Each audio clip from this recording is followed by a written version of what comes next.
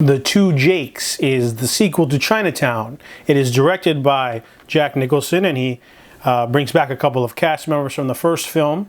This time, Jake is working for Jake Berman, a man with a business partner who is banging his wife.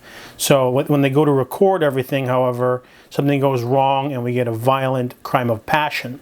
And, it seems really cut and dry at first, but then as Jake investigates, there's a lot more going on. And the layers, sort of like a dirty cake, just keeps uncovering new aspects of the land deal that they are working on, as well as a gangster starts pushing pressure onto Jake to give up the recording that might implicate other people. So this movie has a really great cinematography and really great cast. You got Jack Nicholson, Harvey Keitel, a couple people returning from the first film, Meg Tilly, and a few others.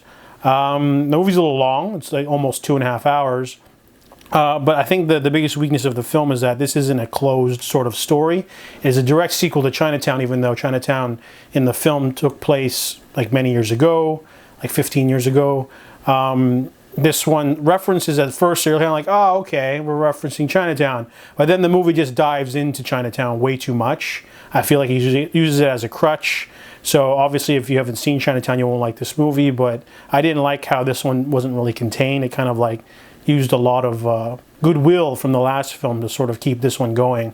The story's okay. There's some cool moments, but overall, The Two Jakes feels like a superfluous sequel. There's a lot of sequels out there that aren't amazing, like The French Connection 2, or you know what I mean. It didn't feel like a necessary sequel. It's only worth checking out if you like Jack Nicholson a lot or you like Chinatown a lot. So I give The Two Jakes a 6.5 out of 10.